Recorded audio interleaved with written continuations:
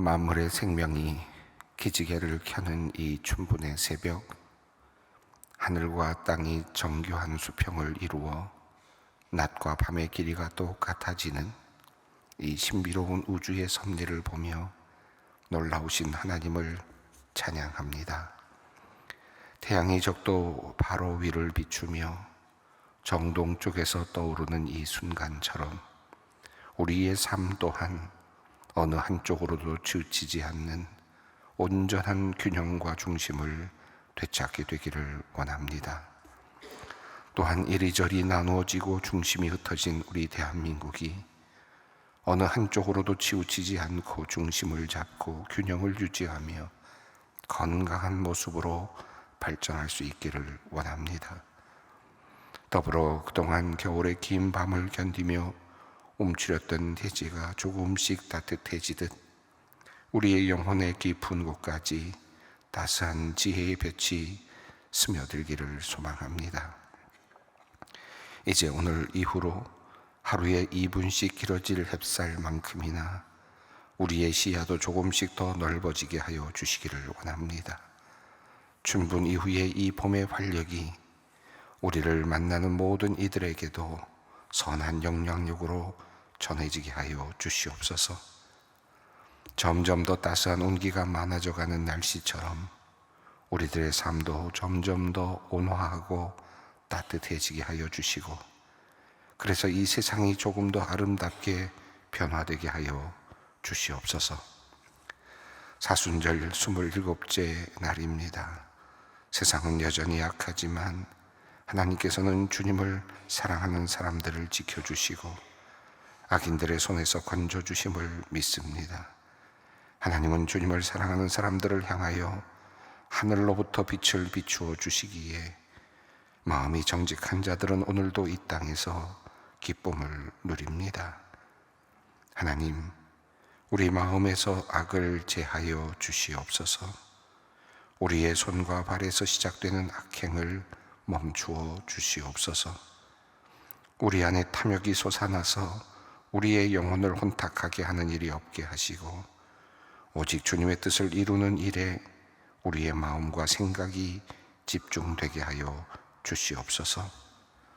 더 가지려 하기보다 하나님을 신뢰하며 손해도 감수하게 하시고 더 높아지려 하기보다 낮은 곳으로 우리의 눈이 향하게 하시며 더 부지런히 더 열심히 하나님께 영광을 돌리는 일에 매진케 하여 주시옵소서. 평화의 왕이신 주님, 오늘 우리는 평온한 새벽을 맞이하지만 지구 반대편 중동의 땅에는 여전히 포연이 자욱하고 생명을 향한 통곡이 그치지 않고 있습니다. 인간의 탐욕과 오만이 빚어낸 전쟁으로 온 세계가 신음하며 주님께서 친히 빚어 숨을 불어넣으신 고귀한 생명들이 속절없이 빛을 잃고 있습니다. 주님, 간절히 구합니다. 죽음과 통곡의 땅, 분쟁과 분노가 가득한 이 땅에 평화를 내려 주시옵소서. 화평의 하나님을 대적하여 높아진 교만을 꺾어주시고 생명을 도구 삼아 공격을 일삼는 모든 시도가 멈추게 하여 주시옵소서. 오직 주님의 공의와 자비만이 이 땅을 다스려 주시기를 간구합니다. 동시에 우리 자신도 겸허히 돌아봅니다. 먼 곳의 전쟁에는 공분하면서도 정작 곁에 있는 이웃에게 보이지 않는 마음의 전쟁을 선포하고 있는 나는 아닌지, 내 마음의 중동과 다름없는 우리의 삶의 모든 분쟁 지역에도 주님의 평화를 허락하여 주시옵소서. 생명을 귀히 여기는 마음이 공허한 구호에 그치지 않고 오직 만나는 모든 일을 하나님의 형상으로 대하는 실제적인 사랑으로 열매 맺게 하여 주시옵소서. 소망의 젊은이들을 사랑으로 인도하시는 주님, 이제 막 고등학교 울타리를 지나 대학이라는 넓은 세상으로 성인으로서의 첫걸음을 내딛는 이들을 주님의 빛으로 비추어 주시기를 기도합니다. 새 학기, 새 학년을 맞이하며 푸른 꿈을 그려보기도 하지만 한편으로는 녹록치 않은 현실과 불투명한 미래 앞에서 막막한 불안을 느끼기도 합니다. 사랑의 주님, 이들에게 세상을 이길 담대함과 꺾이지 않는 소망을 허락하여 주시옵소서. 눈앞의 결과에 조급해하기보다 자신의 삶을 바르게 차근차근 채워나가는 끈기와 인내를 허락하여 주시옵소서. 무엇보다도 이 험난한 시기를 결코 혼자 걷지 않게 하여 주시기를 원합니다. 서로의 아픔을 보듬으며 함께 기도할 신실한 친구들을 곁에 세워주셔서 이들이 연대와 사랑 안에서 함께 성장하는 기쁨을 누리게 하여 주시옵소서. 세상을 아름답게 빚어가시는 하나님, 특별히 우리 소망교회 문화선교부를 위해 기도합니다. 성도들과 지역 주민 사이 소통의 장을 넓히고 그리스도의 사랑을 흘려보낼 새로운 교육 프로그램들을 준비하며 그 첫걸음을 떼고자 합니다. 그 준비 모임 위에 지혜와 열정을 더하여 주시옵소서. 이 프로그램들을 통하여 우리에게 주신 고귀한 달란트들이 선한 영향력으로 널리 퍼져가는 은혜의 번짐이 있게 하여 주시기를 원합니다. 또한 이 배움과 나눔의 기회를 통해 교회의 문턱이 낮아져서 처음 교회에 발걸음을 하는 이들이 따뜻한 환대와 잊지 못할 추억을 안고 돌아가도록 역사하여 주시옵소서. 준비하는 모든 손길 위에 복을 더하여 주시기를 원합니다. 서로가 자신의 재능과 생각을 아낌없이 북돋우며 기쁨으로 동역케 하여 주시옵소서. 그렇게 함으로 우리 문화선교회 모든 사역이 어그러지고 메마른 세상의 문화를 하나님의 생명이 약동하는 문화로 변혁시키는 귀한 마중물이 되게 하여 주시옵소서. 하나님, 이제 더 이상의 의학적인 치료 방법이 없다는 판단을 받은 성도님을 위하여 기도합니다. 인간의 유약함과 연약함을 아시는 주님, 더는 길이 없을 때 주님만을 바라봅니다. 주님, 우리가 알지 못한 새 길을 열어주시고 주님 은혜를 내려주시옵소서. 기적을 베풀어 주시옵소서. 하나님, 이제 말씀 앞에 섭니다. 오늘 우리에게 내려주실 말씀이 우리의 영혼을 살리고 우리의 가정과 일터를 살리는 생명수가 되게 하여 주시옵소서. 그 생명수가 우리의 삶을 타고 이곳저곳으로 흘러가는 은혜의 강물이 되게 하여 주시옵소서. 우리 주 예수 그리스도의 이름으로 기도 올리옵나이다. 아멘. 오늘의 말씀입니다. 이사야서 9장 18절부터 10장 4절까지 말씀입니다. 함께 봉독합니다. 대저 악행은 불타오르는 것 같으나 오질과 가시를 삼키며 빽빽한 수풀을 살라 연기가 위로 올라가게 함과 같은 것이라. 만군의 여호와의 진노로 말미암아 이 땅이 불타리니 백성은 불과 석과 같을 것이라.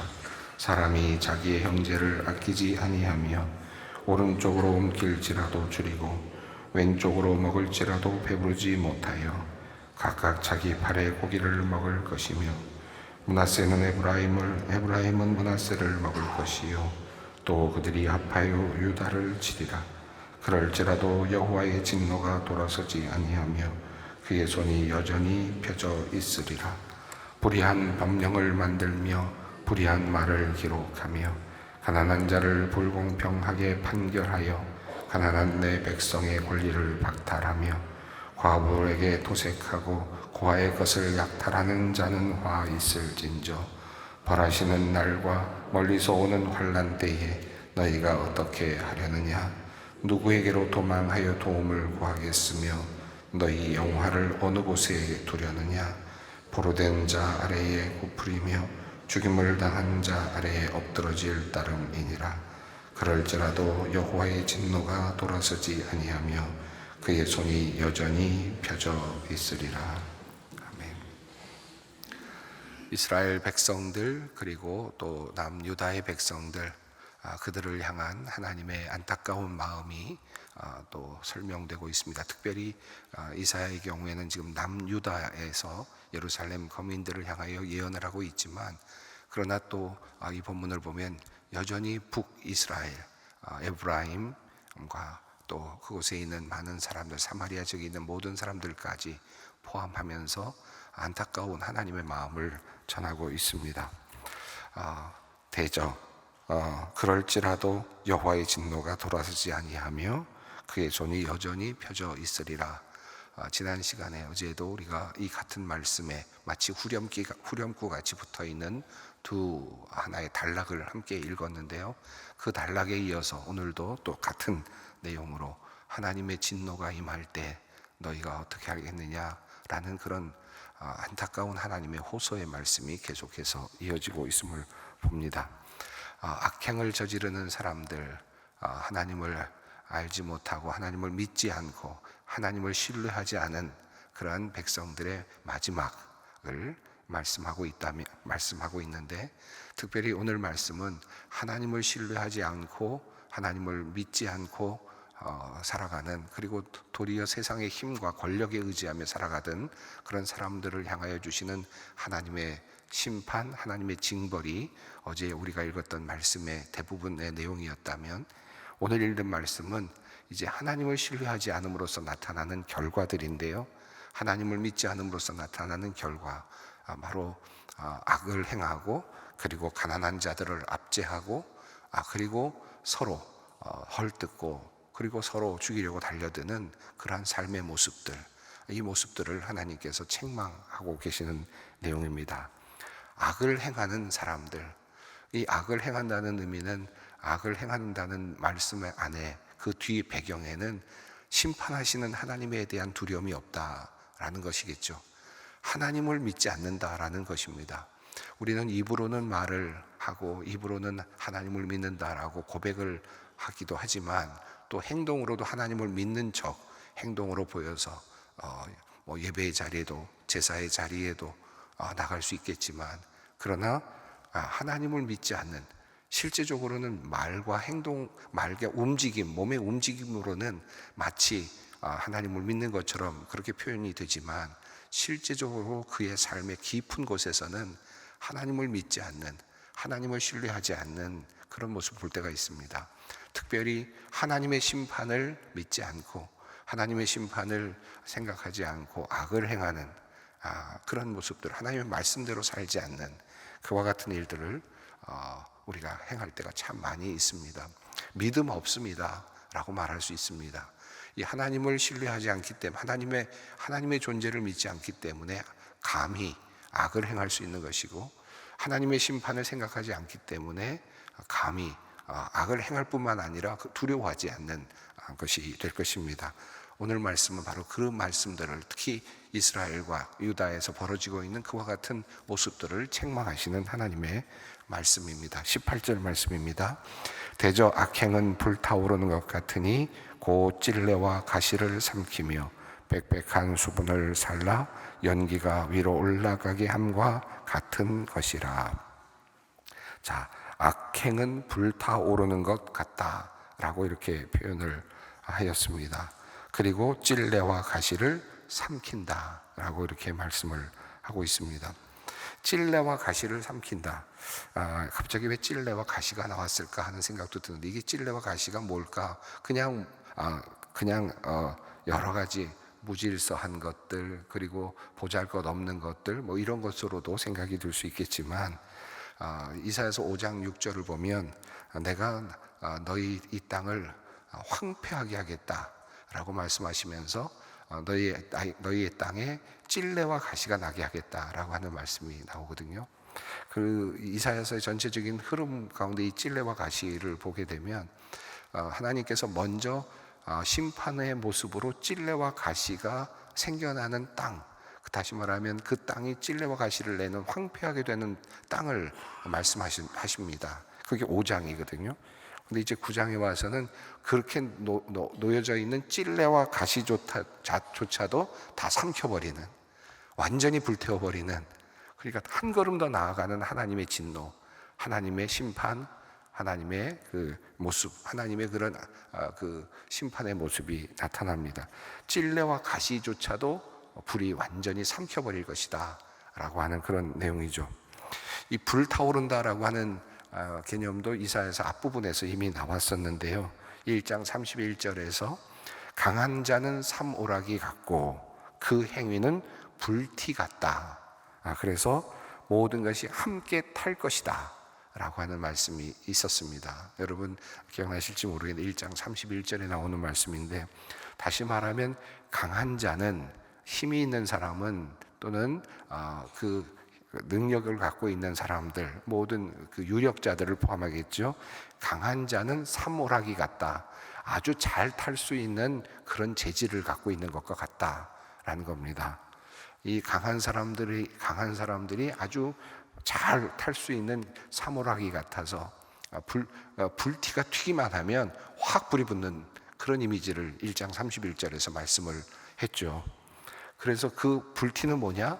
그의 행위, 잘못된 행위 하나가 불티가 돼서 그를 완전히 삼켜버린다 라고 하는 말씀이 1장 31절에 있었습니다. 여러분 종종 우리 살아가면서도 정말 힘 있는 사람들, 또 뭐 여러 가지 국가 권력이나 또는 여러 위치에 있는 사람들이 자신의 조그마한 행위 하나가 불티가 되어서 그를 완전히 삼켜버리고 완전히 불태워버리는, 그의 인생을 완전히 불태워버리는 그런 경우들을 오늘도, 요즘도 그런 일들을 우리가 흔히 보지 않습니까? 강한 자는 삼오락이 같고 그 행위는 불티 같아서 결국 함께 탄다. 행위가, 강한 자에게 행위는 그렇지 못한 사람들의 행위보다 훨씬 더 불타오를 수 있는 그런 가능성이 높다라는 것입니다. 그의 행위가 불티 같아서 그의 행위가, 악한 행위가 불티를 만들고, 그렇게 되면 그의 모든 사모라기 같은 그의 강한 자의 모든 인생이 완전히 타버리게 되는 것을 1장 31절에 말했죠. 18절, 9장 18절도 같은 맥락 안에서 지금 이사야서의 1장 또 5장에 나왔던 그 말씀들을 하나로 묶으면서 그렇게 우리에게 또 다시 새로운 이미지를 만들어 줍니다. 대저 악행은 불타오르는 것 같으니. 그래서 결국은 모든 것을 다 삼키는데요, 자신의 인생뿐만 아니라 그 주변에 있는 모든 것까지도 다 삼키는, 이제 이 단계는 자신, 강한 자가 사모라기 같아서 자기 자신 인생만을 태우는 게 아니라 그 불길이 이제는 주변까지 다 번져서 심지어는 쓸모없는 것 같았던 것까지도 다 태워버리는, 찔레와 가시는 하나님께서 이미 보여주시는 하나님의 심판의 징조였거든요. 황폐하게 만드는 징조였는데 그것마저도 다 태워버리는 또 다른 단계의 하나님의 심판의 모습이 나타납니다. 결국은 빽빽한 수풀을 살라서 연기가 올라갈 것이다. 자, 이제 악행은 1장에서는 한 사람의 인생을 불태워버렸다면, 그런데 여기서는 이제 그의 악행은 온 땅을 다 태워버리는 겁니다. 완전히 불길이 번져가서 모든 것들을 다 태워버릴 것이다 라고 하는 하나님의 심판의 그런 예언의 말씀입니다. 자, 19절 말씀 있습니다. 만군의 여호와의 진노로 말미암아 이 땅이 불타리니 백성은 불의 섭과 같을 것이라 사람이 자기 형제를 아끼지 아니하며. 자, 이렇게 여호와의 진노의 날 이 땅이 불타게 될 텐데 결국 어떻습니까? 찔레와 가시를 삼키는 땅이 되었으니 모든 백성이 한결같이 모두 다 그 불 속에서 그만 타고 말 것입니다. 조금 더 선하게 살았다는 사람도 있었을 것이고 어린아이도 있었을 것이고 여러 사람들이 있었겠지만 결국 그 재앙은 어느 누구도 피해가지 못하는 그와 같은 형태로 나타납니다. 자, 모든 백성이 불의 섭과 같이 다 타버리게 되는 참으로 불행한 민족의 역사, 나라의 역사가 일어나게 된다. 자, 사람이 자기 형제를 아끼지 아니하며, 이것은 그 원인을 지금 이야기를 하는데, 사람이 그의 형제를 아끼지 아니하며 그들의 상황이 이제는 이웃을 돌볼 수 없는 상황으로 치닫게 됩니다. 누구도 돌볼 수 없는, 그리고 누가 어떤 일을 당해도 거기에 대해서 뭔가 동정하거나 긍휼을 베풀 수조차도 없는 그런 상태로 치닫게 되는 것입니다.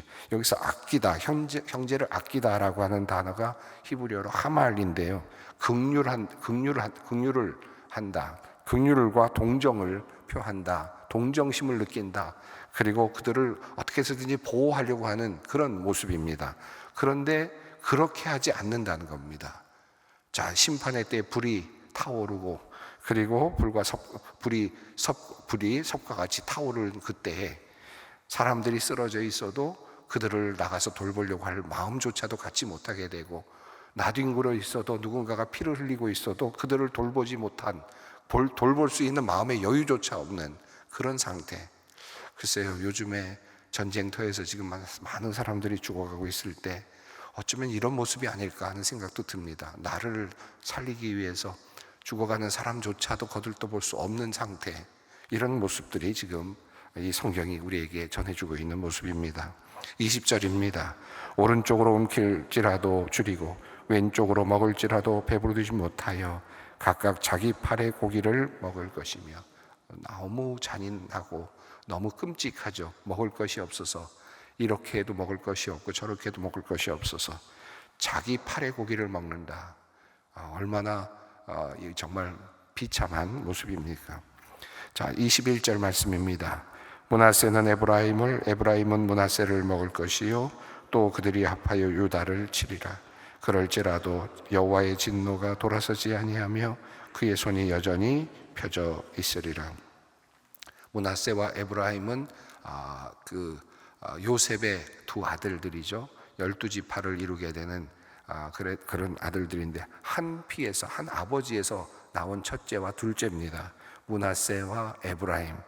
그런데 그 형제가 서로 싸우고 있는 모습. 그리고 또 어떻습니까? 그들이 또 유다를 치고 있는 모습. 형제들이 서로 싸우고 물어뜯고 있는 그런 모습입니다.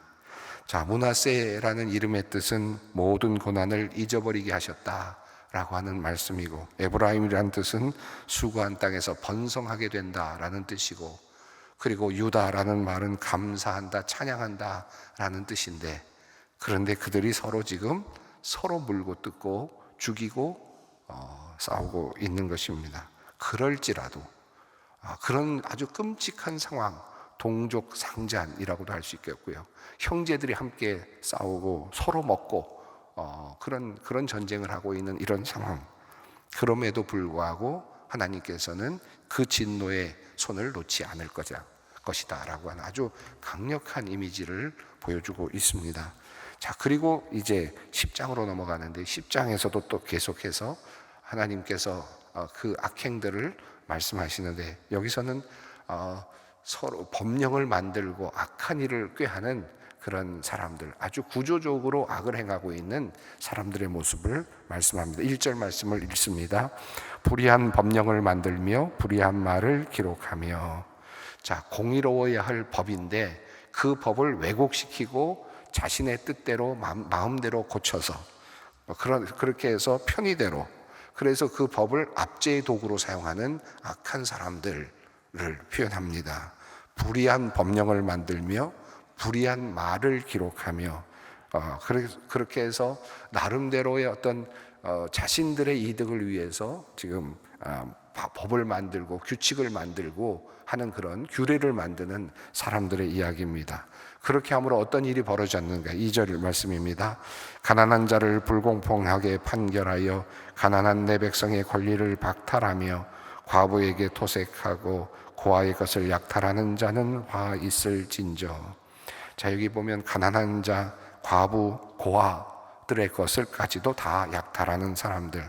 하나님의 율법은 그들을 도와야 할 것, 그리고 하나님의 율법은 그들을 도울 것을 명령하셨지만, 그러나 그들은 법을 만들어서 그렇지 않아도 되게 만들고, 그렇게 함으로써 도리어 과부의 것도 빼앗고 고아의 것도 빼앗으려고 하는 그 약탈의 눈으로 세상을 보고 약탈의 눈으로 법을 만드는 그런 사람들을 지금 하나님께서 책망하십니다.